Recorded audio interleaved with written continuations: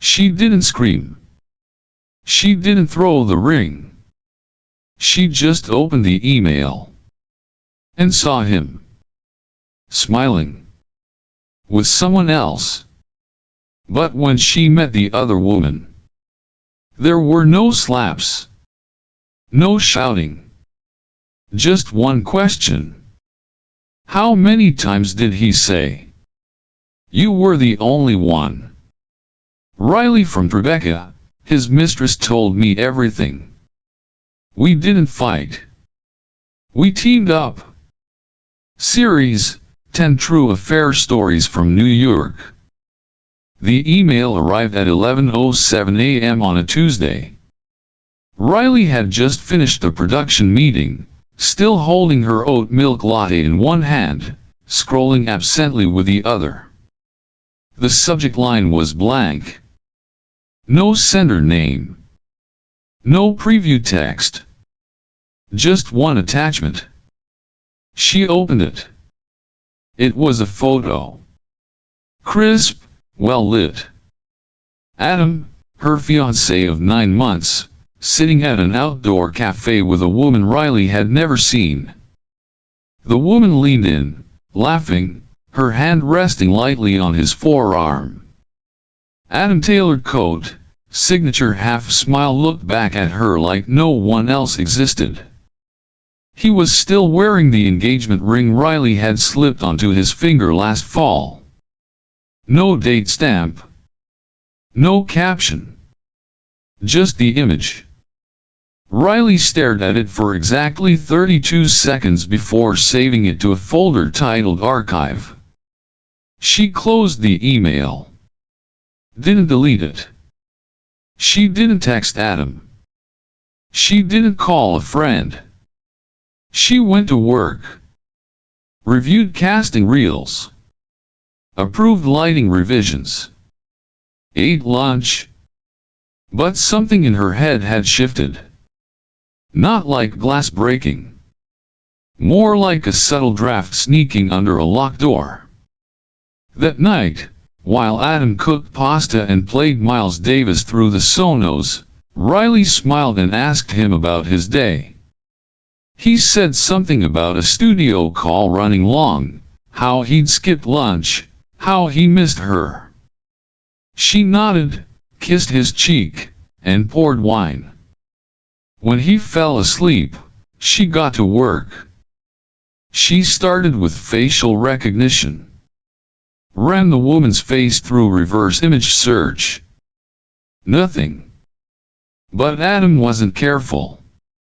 His world was cured, but repetitive. Riley knew his favorite spots, his angles. She searched recent tags at the cafe in the background. Found it within minutes. A reel from last week. There she was. The woman from the photo. Same coat.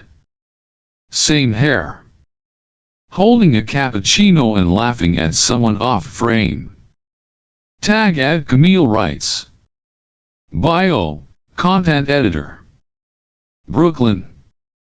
Occasional photographer. Dog lover. Riley clicked follow. Switched to a burner account.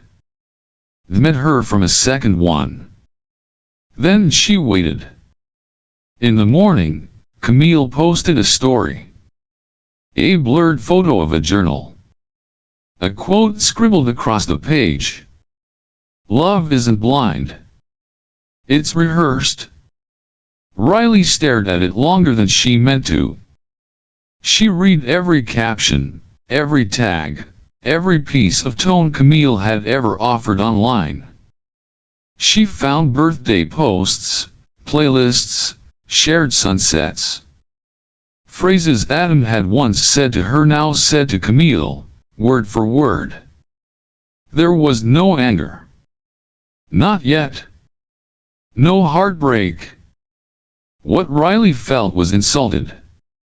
Not as a woman. As a thinker. As someone who had built a life on nuance and narrative.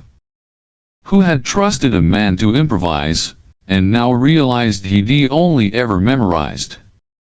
She didn't cry. She Googled. She outlined. She prepared. The next day, she sent Camille a message. "Hi. I think we're both in the same film. Just in different scenes. Would you be willing to talk?" No emoji. No threat. Just curiosity. Camille replied within the hour. Yes. When and where? Riley chose a quiet place. Not for drama, but for clarity. They met at a small cafe tucked between a bookstore and a dry cleaner, the kind of place no one would expect to overhear anything serious. Riley arrived first. Black turtleneck, hair pulled back, notebook in hand. Camille showed up exactly on time, wearing a beige coat Riley recognized from Instagram. There was a moment of mutual study before either woman spoke. Camille sat. She looked tired, but not defensive. Riley opened her notebook and laid the photo gently on the table between them. Camille stared at it. "I didn't know," she said. Riley nodded. "I believe you." Camille looked up. "He's engaged?" 9 months. Camille exhaled sharply. Wow. Silence stretched, but it wasn't uncomfortable. It was heavy. "He told me I made him believe in love again," Camille said, quietly. Riley gave a thin smile. "Me too. And probably someone before us." They compared notes. Same bar in the West Village. Same obscure jazz playlist. Same bouquet white peonies with a sprig of eucalyptus. Camille had photos. Riley had receipts. They pieced it together like forensic analysts. Each detail, each gesture, each word Adam had recycled like a favorite scene he couldn't stop reshooting. What should have been tense became oddly collaborative. Neither woman blamed the other. There was no betrayal between them. Only recognition. Riley sipped her coffee. "You're not the other woman. Neither am I. We're just interchangeable." Camille laughed, but there was no humor in it. "That's worse, somehow." Riley nodded. "It is." They sat for a while longer. The city buzzed outside, unaware. Camille finally said, "So what now?" Riley looked her in the eye. "Now? We write a better scene." And just like that, the next act began. They met 3 times in 5 days. Quietly. Deliberately. Camille brought index cards and timelines. Riley handled structure. It was oddly cinematic the way they plotted not revenge, but revelation. The plan wasn't to destroy Adam. That would have been too easy. Too theatrical. What they wanted was silence. The kind that didn't need screaming to be heard. The kind that told the truth with a spotlight and no dialogue. Riley booked a private space under the pretense of a surprise engagement dinner. Small, tasteful. Only 10 guests. Just enough to feel intimate. Adam loved curated moments. This would be his favorite kind until it wasn't. Camille compiled the photos. Riley sourced the audio. They both contributed screen captures, love notes, voicemails. Everything was labeled. Cross-referenced. Matched side by side. The same quote repeated in two different hands. The same hotel suite with two different women. They dressed the room in white. No color. No distractions. A clean frame. Adam walked in at 7:13 p.m., wearing the navy blazer Riley had once said brought out his eyes. He smiled as if nothing in the world was wrong. Until the lights dimmed. And the projector clicked on. Slide 1, Adam, holding Riley's hand on a rooftop. Slide 2, Adam, holding Camille's hand on the same rooftop 11 months later. Then came the messages. Voicemails played over a soft piano score, his voice repeating the same promises, the same poetic turns, the same lies, with only the name swapped. A pause between clips. Then the screen split. Riley on one side. Camille on the other. Matching dresses. Matching tulips. Matching smiles. Adam didn't move. No one said his name. There was no confrontation. Only chronology. Truth, delivered in sequence. When it ended, the lights came up. The guests didn't ask questions. They didn't need to. Adam stood there, blinking.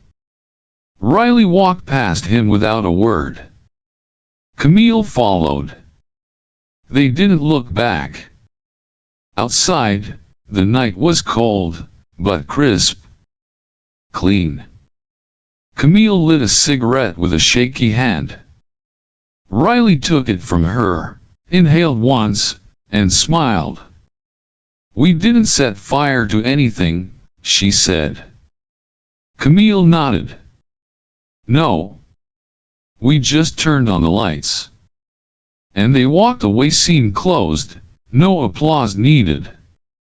The next morning, Riley laid the engagement ring on the marble counter of Adam's kitchen. No note. No explanation. Just the ring. And a sheet of paper beneath it. Blank. He would know what it meant. That the story had ended. That there would be no rewrite, no sequel, no carefully crafted apology to reel her back in. Riley didn't need closure from him. She had already written her own. Camille left the city in late spring. Brooklyn had become too tight, too familiar. She said goodbye through a short message, no sentiment, no regret. Just a kind of respectful silence. A shared knowing. They weren't friends. They didn't need to be. What they had wasn't built for friendship. It was built for truth. Riley kept working. Finished the pilot she'd been producing. Said yes to dinners. Took long walks without her phone. Her life didn't become suddenly better. It just became hers again. She passed by the cafe one afternoon, the one where the photo had been taken.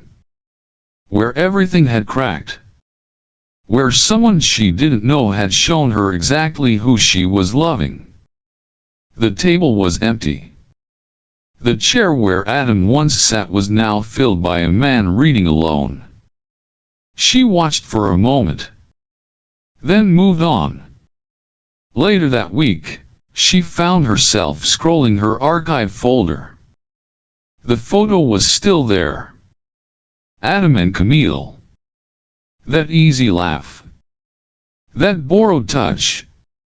But this time, she didn't flinch. She zoomed in on herself in the reflection of the cafe window. Just barely visible. Standing a few feet away. Framed by shadow. Unmoving. She hadn't noticed herself before. She had been in the image the whole time. Watching.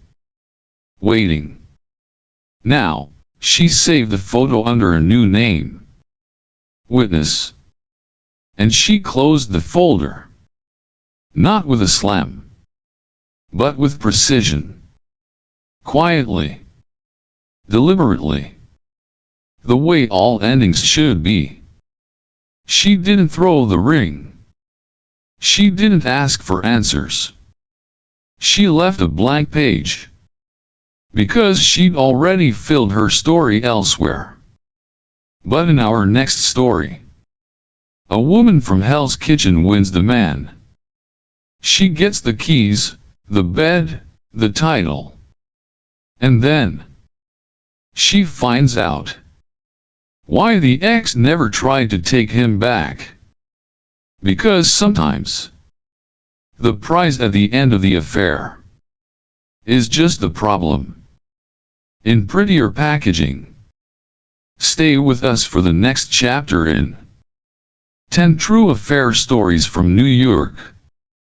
Because not every other woman wants to stay the woman he comes home to.